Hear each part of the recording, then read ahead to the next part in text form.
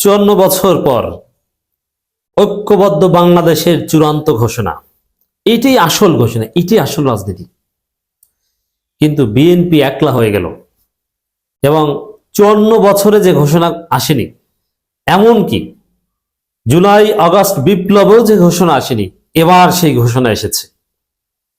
এই ঘোষণার নেতৃত্বে আছে ইনকিলাব মঞ্চ, এনসিপি, জামাত, পিনাকি ভট্টাচার্যরা, মাহমুদুর রহমানরা থেকে শুরু করে সবাই এক্সেপ্ট বিএনপি। ভারতের আধিপত্যবাদের বিরুদ্ধে সম্মিলিতভাবে সবাই ঐক্যবদ্ধভাবে সরকারের পরামর্শে এইভাবে ঘোষণা অতীতে কখনো আসেনি, দেখাতে পারবেন না। এবার যেটা ঘটেছে, কি ঘটেছে আপনারা জানেন যে সরকার ইউনূস ঠিক করে দিয়েছে যে সর্বদলীয় প্রতিবাদ সভা হবে শহীদ মিনারে। ইনকিলাব মঞ্চ আয়োজন করেছে, সবাই এসেছে। এটা একটা সিগনিফিকেন্ট বিষয় যে সরকার এটাকে ঠিক করে দিয়েছে, সরকারের দপ্তরে বসে এই সর্বদলীয় প্রতিবাদের সিদ্ধান্ত হয়েছে। কিন্তু প্রতিবাদ সভায় কি ঘটেছে? প্রতিবাদ সভায় ভারতের বিরুদ্ধে চূড়ান্ত ঘোষণা দেওয়া হয়েছে। ভারতের সাথে কূটনৈতিক সম্পর্ক রাখা যাবে না যদি হাসিনাকে এবং অপরাধীদের খুনিদের ফেরত না দেয়। কূটনৈতিক সম্পর্ক স্থগিত করা হবে। ভারতকে তার রাষ্ট্রদূতকে ফিরিয়ে নিতে হবে, হাই কমিশনারকে। ভারতীয় দূতাবাস আমরা বন্ধ করে দিব। এই ঘোষণা 54 বছরে হয়নি। ভারতের দাসত্ব আর একটু মানব না। ভারত থেকে আমরা পরিপূর্ণভাবে স্বাধীন হতে চাই। এই ঘোষণা 54 বছরে সবাই মিলে কখনো দেয়নি, বিচ্ছিন্নভাবে কয়েকটা রাজনৈতিক দল দিয়েছে। কিন্তু সরকার আয়োজন করে দিয়েছে, পরামর্শ দিয়েছে, আর সবাই এক জায়গায় সেই ঘোষণা দিয়েছে। অতীতে এই ঘটনা কখনো ঘটেনি। এবং সবচেয়ে সর্ববৃহৎ দল বাংলাদেশে আজকে ভারতের আধিপত্যবাদের বিরুদ্ধে চূড়ান্ত ঘোষণা দিয়েছে, সর্ববৃহৎ দল জামাত ইসলামী। আর বাংলাদেশের মূল শক্তি এখন তরুণ প্রজন্ম। এই তরুণ প্রজন্ম সবাই একযোগে, এবং কথার ধরনগুলো দেখেন, ভারতকে আনুষ্ঠানিকভাবে সরকারের পরামর্শে, যদি সরকারের দালাল উপদেষ্টা আছে, তারা আবার ভারতের দালাল, কিন্তু ওভারঅল এই বিপ্লবের পক্ষের এই সরকার, জুলাইয়ের সরকার, তাদের পরামর্শে যেভাবে ঘোষণা দেওয়া হয়েছে, এটা নজিরবিহীন। যে ভারতের দাসত্ব মানব না, কূটনৈতিক সম্পর্ক থাকবে না, এবং চূড়ান্ত শত্রু মনে করে যে ধরনের ভাষা ব্যবহার করা হয় ভারতের শানে, সরকারের পরামর্শে এই ঐক্যবদ্ধ প্রতিবাদ সমাবেশে সেই ভাষা ব্যবহার করা হয়েছে। যেমন হাসনাত আব্দুল্লাহর যে বক্তব্য, বিচ্ছিন্নতাবাদীদের আশ্রয় দিয়ে 7 সিস্টার্স আলাদা করে দেব। এর আগে কন্ডিশনাল অনেক কথাবার্তা আছে। যারা বাংলাদেশের সার্বভৌমত্ব, ভোটাধিকার, মানবাধিকারকে বিশ্বাস করে না, তাদেরকে যেহেতু আশ্রয় দিয়ে দিচ্ছেন, আমরাও বিচ্ছিন্নতাবাদীদের আশ্রয় দিয়ে 7 সিস্টার্স আলাদা করে দেব। এই যে বক্তব্য, এটা কার ক্ষেত্রে দেওয়া হয়? স্বাভাবিক কূটনৈতিক সম্পর্ক রাখা কোনো দেশের সাথে এই ধরনের বক্তব্য দেয়া যায় না। এ ধরনের বক্তব্য শুধুমাত্র যুদ্ধেরত শত্রু দেশের বিরুদ্ধেই দেয়া যায়। অতএব বাংলাদেশের তরুণ প্রজন্ম ভারতকে বাংলাদেশের কোনো বন্ধু মনে করে না, শত্রু মনে করে যে বক্তব্য দেয়া যায় সেই বক্তব্য দিয়েছে। মানে ভারত আমাদের শত্রু। 54 বছরে সবাই মিলে এরকম বক্তব্য দিতে পারেনি, আলাদাভাবে দু একজন দিয়েছে। একদম ক্লিয়ার কথা, এবং এটা ফেয়ার এবং বৈধ। কেন বৈধ আমি আসছি সেদিকে। এবং আবারও যে কথা বলছি, এই প্রোগ্রাম আয়োজনের পেছনে কিন্তু ইউনূসের আয়োজিত প্রোগ্রামে রাজনৈতিক নেতারা বলছে আমরা কিন্তু বিচ্ছিন্নতাবাদীদের আশ্রয় দিয়ে 7 সিস্টার্স আলাদা করে দেব। এটা কূটনৈতিক শিষ্টাচার বহির্ভূত বক্তব্য, এটা অন্যায্য বক্তব্য। ভিয়েনা কনভেনশন অনুযায়ী এ ধরনের বক্তব্য দিতে পারেন না হাসনাত আব্দুল্লাহ। তাহলে কি দাঁড়ায়? যে ভারতের সাথে কোনো কূটনৈতিক শিষ্টাচার নাই, ভারত আমাদের কূটনৈতিক বন্ধুরা, ভারত আমাদের শত্রু।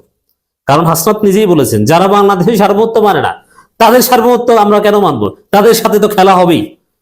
যারা বাংলাদেশের মানবাধিকারকে বিশ্বাস করে না, বাংলাদেশের সাথে অঘোষিত যুদ্ধ করছে, তাদের সাথে আমরা আঙ্গুল চুষবো?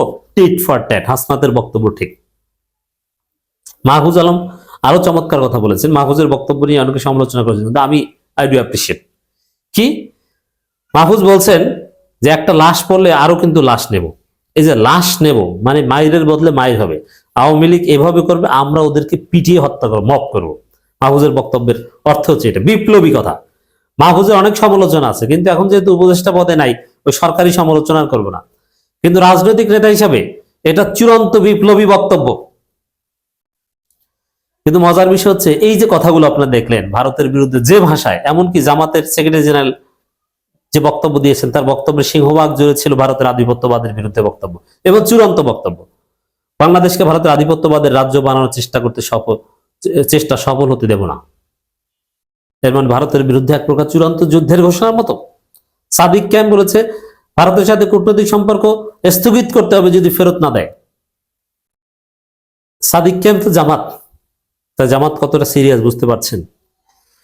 তো দর্শক, মাহমুদুর রহমান বলেছেন হাদির রক্তের কসম, ভারতীয় সকল প্রতিষ্ঠানের বিরুদ্ধে প্রতিরোধ করা হবে। এই যে পুরো বাংলাদেশ এই ঘোষণা দিয়েছে ইউনূসের পরামর্শে, বাংলাদেশ জেগে উঠছে, ভারতকে এখন কঠিন চাপ দিবেন এগুলো দেখিয়ে ইউনূস। এটা ইউনূসের খেলার অংশ। এই খেলায় বিএনপি নাই। আমাদের এই যে ভারতের আমাদের মূল সমস্যাই তো ভারত। বাংলাদেশের রাজনীতির সকল সমস্যার গোড়া হচ্ছে ভারত। ভারত ভারত বাংলাদেশের রাজনীতির সব সমস্যার গোড়া। ভারত শরীফ ওসমান হাদিকে গুলি করিয়েছে, আবার সে হাদির গুলিকারীকে ভারত আশ্রয় দিয়েছে। ভারত ধরছে না, ধরবে না, ধরলে ফেরতে দিবে না।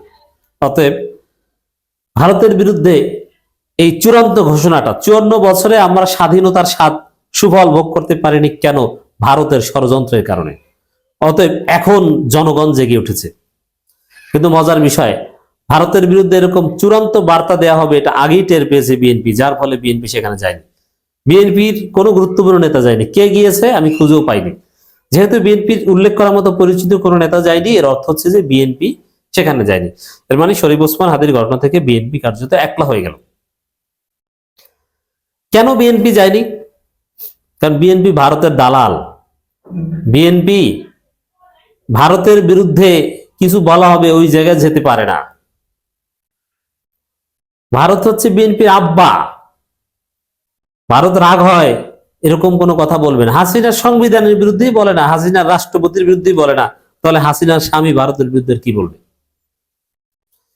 বিএনপি পুরোপুরি এস্টাবলিশমেন্টে বিশ্বাস করে, কোনো সংস্কার চায় না, ভারতের দালালি করে। প্রমাণ হচ্ছে ভারতের বিরুদ্ধে বলা হবে এই ভয়ে ওখানে যায়নি। অথচ কথা ছিল, ইউনূসের দরবারে কথা দিয়ে এসেছিল যে না, সর্বদলীয় ঐক্যে আমরাও যাব। এখানে সালাউদ্দিন আহমেদের মিনিমাম যাওয়া উচিত ছিল, অথবা মির্জা ফখরুলের। কেউ জানে মির্জা ফখরুল গেলে বা মির্জা আব্বাস গেলে হয়তো বা ধোলাই খেতেন, কারণ তারা ওসমান আদিকে চেনেন না এবং আরেকজনকে সন্দেহ করা হচ্ছে। কিন্তু সালাউদ্দিন আহমেদ যেতে পারতেন। রুহুল কবির রিজভী গেলেও বিব্রত বোধ করতেন, কারণ রিজভী মিথ্যাচার করে পুলিশের ধমক খেয়েছে। এখানে সালাউদ্দিন আহমেদ যেতে পারতেন, কিন্তু যাননি। কেন যাননি? ওই যে এটা ভারত রাগ হবে। এর মানে আমাদের 54 বছরের যে মুক্তির লড়াই, ভারত থেকে আমরা পুরোপুরি স্বাধীন হতে চাই, সেই জায়গায় বিএনপি নাই। শরীফ ওসমান হাদির এই ঘটনা থেকে এটা স্পষ্ট হয়ে গেল। এবং